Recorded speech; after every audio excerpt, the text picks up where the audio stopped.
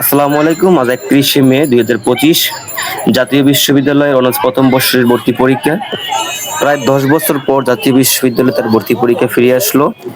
100 নম্বরের এমসিকিউ পরীক্ষা, সাধারণ জ্ঞান ছিল 20, বাংলা 20, ইংরেজি 20, আর বিভাগগুলোতে থেকে 40, মোট 100 নম্বর পরীক্ষা।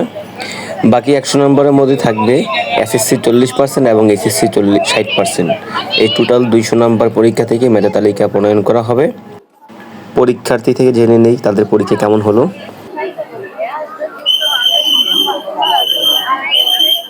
একদম কেমন হয়েছে? জি ভাইয়া, ভালো হয়েছে।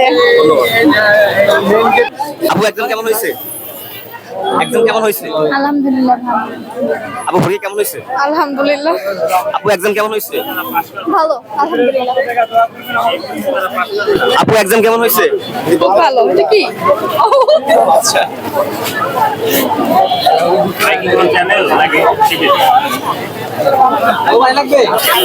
ভাই এক্সাম কেমন হয়েছে? আলহামদুলিল্লাহ ভালো হয়েছে। ভাইয়া জাতীয় বিশ্ববিদ্যালয়ে পরীক্ষা আরম্ভ হয়েছে, কেমন লাগছে আপনার? খুব ভালো, খুব ভালো। ভাই এক্সাম কেমন হয়েছে? আলহামদুলিল্লাহ 100 হ্যালো আপু, পরীক্ষা কেমন হয়েছে? ভালোই হয়েছে পরীক্ষা। ভাইয়া পরীক্ষা কেমন দিয়েছেন? আলহামদুলিল্লাহ ভালো। ভাই কেমন হয়েছে পরীক্ষা? আলহামদুলিল্লাহ অনেক ভালো হয়েছে। আপু পরীক্ষা কেমন হয়েছে? আপু ওয়েলকাম।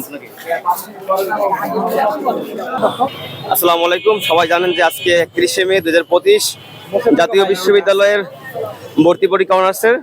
তো এখানে ইসলামী ছাত্র আন্দোলন বাংলাদেশের পক্ষ থেকে সাধারণ ছাত্রছাত্রী যারা আসছে তাদের জন্য বিশেষ সুযোগ সুবিধা রেখেছে, যেমন মোবাইল রাখা, তাদেরকে পানি সরবরাহ করা, বিভিন্ন তথ্য দিয়ে সহযোগিতা করা।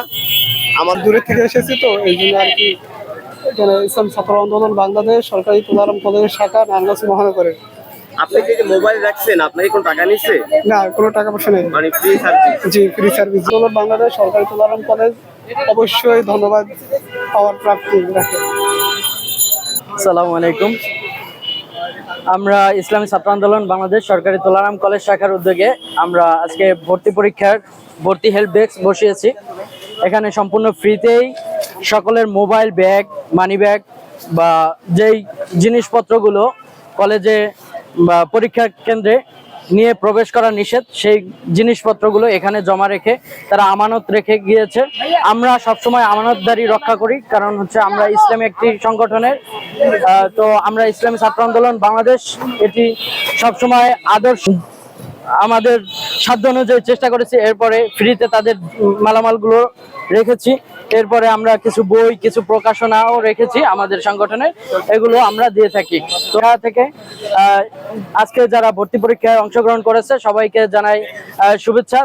পক্ষ থেকে পানি উপহার পরীক্ষার্থীদের জন্য। শিবিরের পক্ষ থেকে পরীক্ষার্থীদের জন্য পানি উপহার। শিবিরের পক্ষ থেকে পানি উপহার পরীক্ষার্থীদের জন্য। শিবিরের পক্ষ থেকে পরীক্ষার্থীদের জন্য পানি উপহার। শিবিরের পক্ষ থেকে পানি উপহার পরীক্ষার্থীদের জন্য। পানি উপহার।